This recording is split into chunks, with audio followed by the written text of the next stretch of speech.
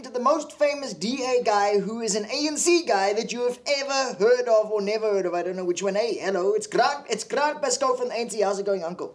I'm good, and you? No, very good. Are you still in the ANC or have you moved to Cope yet? You never know with you. You could be anywhere. You'd be a gang by now. No, I'm with the ANC. Eh? Okay, good. With respect. Why did you join the DA in the first place? Was it the bicycle lanes and the Botox that attracted you to them in the first place? You know, you might get bicycles and Botox from one party. No, I was with the Youth Commission. I was the Youth Commissioner for the Western Cape and the National Youth Commission appointed by President Thabo Mbeki. And so I saw a bit of things, didn't like what I saw, and then I thought I could do a bit better. Then the DP offered me a councillor's position. I want to talk a little bit about the DA first. Is there a black caucus in the DA? They say there is. Well, they say there is. I think there's a group of guys that's like-minded that talk to each other. I don't think that they're that organized just yet. But whenever a group of blacks get together, the whiteys take them out. The DA keeps denying its factions. I mean, so tell us, does Helen tell people what to say in Parliament? There's a different style between the two leaders that I've served under in the party.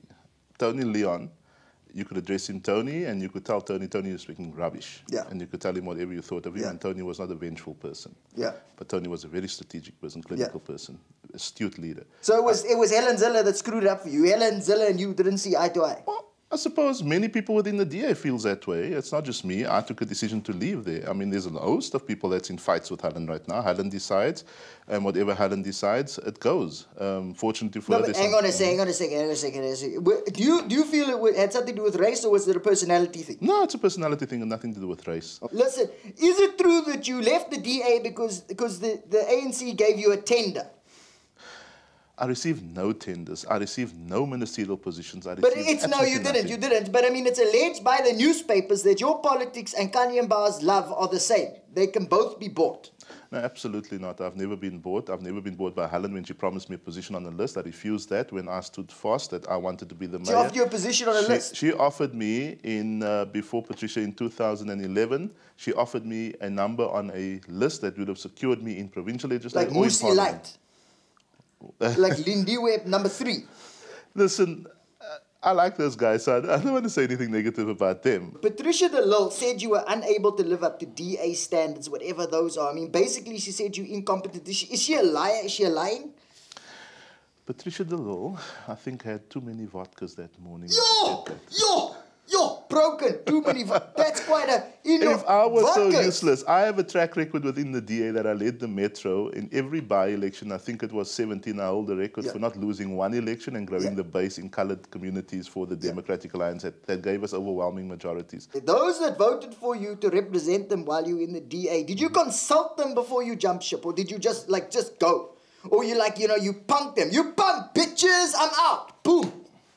As a ward councillor, I would have gone and consulted them, but I was no longer a ward councillor, as a PR councillor, so I got proportional representativity across the city. But isn't it to some degree a betrayal of the people who did support you back in the early days?